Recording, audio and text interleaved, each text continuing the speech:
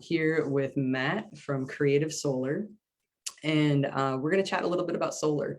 I just installed panels on my house. I'm super excited about them. And there's some cool things that are happening here in Georgia that I just wanted to share with everybody and see what kind of questions you might have to ask a professional if you're even a little bit curious about going solar. And so I'll let Matt talk in more detail about my system since he is the solar expert. Yeah, so Sarah and the family decided to take the plunge a couple months ago. They were installed about 3 weeks ago. It has since passed inspection through the county and is awaiting Georgia Power to come do their meter work so that she can apply or send excess back to them at full credit. So that is one of the cool things that Georgia Power and a lot of the Metro Atlanta area utilities have implemented, which is net metering, which has really created a boom because it for a long time the financials just weren't there. With net metering, we're able to have a quicker payback and a little bit larger system. So we can typically offset for the average home, depending on roof space and the amount that you use, anywhere from 40 to ideally 75, 85, 90%. So Sarah and her particular system is 34 panels. That's equating to about a 75% bill reduction or her kilowatt hour usage. She is in line for a Tesla Powerwall, and this will create some independence for grid outage situations, which is taking the place of a generator. As you know, here in Sagamore Hills, that happens, a handful of times a year. It's always fun. So she is going to be a little bit more grid resilient when it comes to outages, having the essentials on. She's not going to lose food. She's going to have lights, receptacles, things that are necessary to her. Internet, maybe. Internet, yeah. We do have one question coming up. When did Georgia Power change their net metering policy? So yeah, that was January 1st of 2020. So there were around 1,200 systems registered to Georgia Power before it was implemented. They were grandfathered into net metering, assuming that they met the requirements. And since then, there's been about 2,000-ish systems installed with Georgia Power. They do have a cap on this net metering program, which is around 5,000. So we're roughly 1,200, 1,300 customers left, and we expect that to probably be within the next or filled up in the next 6, 7, 8 months. So if you're thinking about it, I would definitely jump on this sooner. Now, one question I had for you earlier is, say somebody does want to take advantage of the net metering abilities with Georgia Power. Does your team and your company still have ability to get a system, installed before the end of the year so they can do that? Yeah, absolutely. So our in-house installers, from the time of moving forward and doing some paperwork to the time it's installed, we're about 3.5 months, give or take 2 weeks. That is about with the amount of jobs that we have in the queue. That is probably a realistic timeline. And then Derek has got another question. Does Georgia Power still have a 10 kilowatt residential limit for net metering? Yes, they do. So that is a 10 kW AC cap, which is alternating current what the house uses. Sarah's system is actually right at that cap. So she is at the largest system that Georgia Power will allow for her to apply for net metering to get the 1-for-1 exchange rate, so that when she sells it back, she can actually offset her bills at night. So, and then just, a little insight on our system. So while we are at the right at the limit for that, and we're at what'd you say, around 70 to 80% offset, we feel some of that is because we have a pool with a electric heater which is, so that eats up a lot of our power in the summertime, but it was also a big reason why we wanted to, go ahead and go solar right now, is to help offset the cost of that heater when we decide to use it. And then we've got one more question. Oh, you know what? Samantha's question was actually similar to Derek's. And so we have answered our questions at this point. Yeah. Let's take a trip outside. Yeah. I'll show you my system. I apologize. My neighbors started doing some lawn care right as we were getting ready to go live now. And so they may still be doing a little bit of blowing. Yep, I hear it now. Let's make sure to close that door so we don't lose a cat. All right. And so here is a look at my house and the system. You can see, well, yes, it is on the front of my house. I actually don't mind. I like the look of it. And I think that they did a really nice job, with having it blend in to the area. Did you want to talk a little bit about these panels? So these are REC 325s.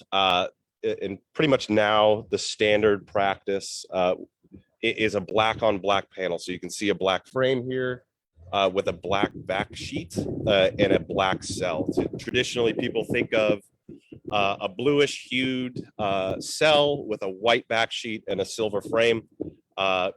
This is pretty much the standard. If you live in an HOA community, these help a lot, but they also blend in really well with a darker colored roof or really any shingle.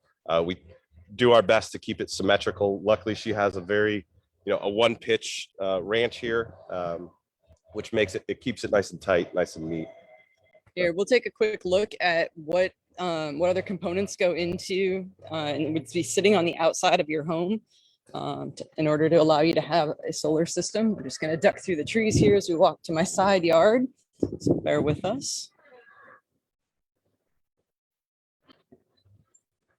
So right here, what are we looking at? Yeah, so this, if you can turn it up just a little bit, this conduit is about all we have coming from the array down here. So instead of going off the side of the roof and coming off the edge, we go through the attic, run the wires, and this is actually the only exposed conduit you have is coming from the attic to here, which this is part of code for fireman disconnect. So when the power, or if there was ever a fire, they know it's all labeled here. It's labeled over here at the meter. All of this says for them, this shuts down the system so that they can enter the home and the electricity is shut off. This other box here is kind of the brains of the operation. So this is where all the communications happen, where all of the inverters up there's inverters under each panel. Those are all communicating to this box right here, which we'll show you later, is all easily viewed from an app or web-based solution. So these are some of our breakers here. And then from here, we put a breaker directly into the main electrical panel, which feeds all of the circuits that are in there in real time. So any energy that's created from here goes and feeds actually directly into the panel. So we are indeed powering all the circuits in the whole home. So excellent. Now we can head back inside and he will show you what my system is producing right now, as well as what it has produced over the last few days. I found that pretty interesting because I myself don't have the app connected yet for me to nerd out on that information. So it was kind of cool to see that this morning. I should have access to that soon. We're just, like he mentioned earlier, we're waiting on Georgia Power to come back and flip the switch so that we are officially feeding into the grid. So let's see. Thank you for bearing with us. I'm going to see if we've got any questions while we were outside. In-phase microinverters question. Yes, these are the, depending on the panel size right now, an IQ7 or an IQ7 plus is the standard practice right now. And my understanding is there's some benefits to these particular inverters. We were talking a little bit about that they actually are more receptive in a low light.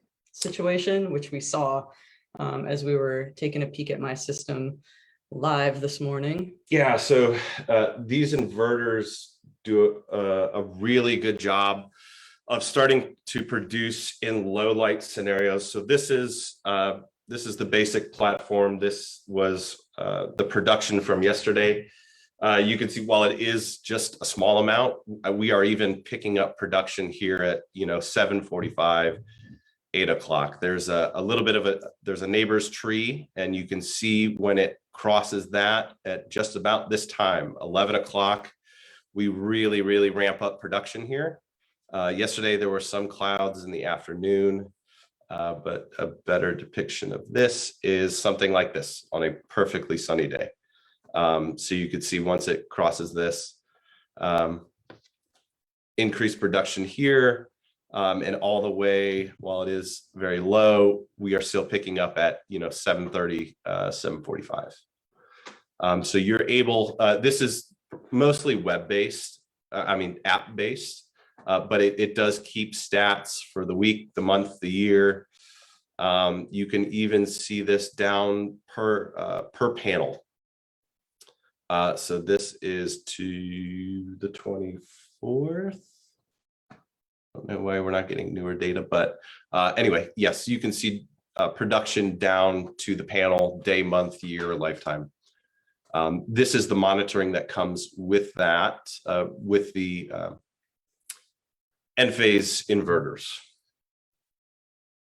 And then we were looking at here, if you stop sharing that screen, you can also look at roughly what our system is going to be able to do once we have our battery array installed.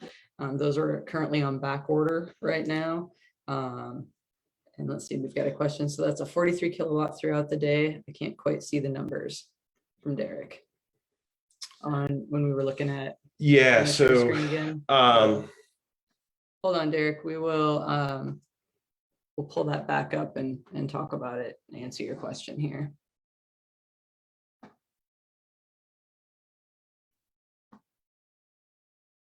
Yeah, roughly. So that was 43 on the. It looks like. So if we look on the 26th, with this probably one of the more sunny days, yeah, around 43 kilowatt hours for that day. We picked up 47 on the 23rd, 54 on the 22nd, 52 on 21st. So yes. So we've got Samantha asking, would you recommend solar panels to everyone or just to those planning to live in that specific home long term? I think that's a great question. Seeing as we're, yes, I do believe it is a good option if you're going to stay there, more than 4 years. You can check out any, just Google, Zillow has articles on resale value. Berkeley Labs, Chasing the Sun are a couple more articles, but what we find nationwide is about a 4% premium on homes that have solar as opposed to ones who don't. In communities where they've had net metering available for a longer period. And so there's been, a lot more folks taking advantage and putting the panels on their homes. We definitely see, a trend there of, buyers looking for that and willing to pay a little bit more. So as an agent, I suspect in time, as it becomes more popular here in Georgia, that we are also going to benefit from that premium. And I think it's something the seller is very attractive to any buyer to say, hey, this is our consumption before solar. This is what we're estimating you're saving, what we were actually saving per month. We also, in this instance, have a backup battery. And so these are the loads. You're going to have your lights on in your refrigerator and the necessities during an outage. I think that's very appealing to a potential buyer. I know that was a huge thing for us. Do we look at a generator system, which is crazy noisy? I don't like the smell or the sound of them. but I do appreciate them. And, or do we do something that, has batteries and is quiet and, still gives us that same benefit and same protection to not have to throw out, $1,000 worth of food when we are, out of power for a couple of hours or, for a couple of days, as the case has been. So let's see, Derek, I'm loving your questions. What about a flat roof install? Yeah, so for all flat roof installs, really anything, anything that is not shingled, so a roll-on roof, roll-on asphalt, or a TPO white roof that you see on commercial buildings or residential flat roofs. It's a ballasted system, so that it's a non-penetrating system that's anchored by blocks and wind guards. So they're tilted 12 degrees. And on the back of the panel are wind guards, like so that the wind can't get underneath them and take them. So, they're rated 130 to 140 mile an hour winds. So there's several of them that made it through Hurricane Matthew over on the coast. If that's any indication of their weight or their integrity. So. Let's talk a little bit about cost, because I know that was, is always a big question. And you see posts, or at least I see posts all over, and it's probably because I've been searching for solar, where it's free solar panels, for this, no cost, zero, all that sort of nonsense. Talk to me a little bit about how that actually works, because nobody's getting free solar panels. I can tell you that right now. It's a good advertisement. So most of our loan options and what we decided to go through, our typical loan options are going to be a 12, 15, or 20-year, sometimes even a 25-year loan. Most of the 20-year loans, we can get pretty darn close to what's called a bill swap. So what your loan payment is per month is darn within a couple dollars of your savings. So you're essentially by replacing the savings by a loan payment. And when we incorporate utility escalation, which all of Georgia Power rates are not going to go down. So after a certain amount of time. Just in case you were thinking they might. Yeah. So basically, the payment that we pay on our loan for the panels that we have is the equivalent of, or very close to what we were paying every month to Georgia Power. And instead, I'm just paying that on a loan for some solar panels that I'm eventually going to pay off entirely and, not have a huge utility bill. So I'm super excited about that. Yeah. And so when it comes to costs, there are federal tax credits, assuming that you are eligible for them. So most of the loans work that there is a certain period of time after the system is installed where there are either interest only or no payments at all. After that period of time, you file for the tax credit, you reap the benefits of that, you put that tax credit towards the loan, and then that is spread out for the remaining duration of the loan. So assuming that we put the tax credit towards the loan, that's when how they are all structured, but how we get pretty close to what your savings being equal to your loan payment. So we are getting ready to wrap up this morning. Thank you all so much for being here. Are there any final questions before we end? And I admit, if you go on, if you're watching this later and not live and you post some questions on here, I promise that Matthew and I will pay attention and do our best to answer them. I'll also be posting his contact information in case you want to reach out for, your own consult to see, what would make sense for your house, if your house is a good candidate, because admittedly, not every house is orientated correctly to make it work. But I would say, most of the time. Yeah, I mean, trees are the evil part of solar. The city of trees. So we have to work around that. But yes, sometimes people just aren't good candidates. So we'll be very upfront about that and give you the numbers to reflect, what makes sense to you. So that's ultimately your decision. But yeah, feel free to reach out. All of these systems are tailored specifically to your bills and your roof space. So yeah, there is no one size fits all. So feel free to reach out, and it's a pretty seamlessly quick process to get you what it might look like for your house. All right. Hey, thank you so much Yeah. for coming over today and Yeah. going through all this with me. And thank you to everyone, who's here watching live, as well as anybody who checks it out afterwards. Have a great day, and let us know if you got questions in the chat. All right. Bye.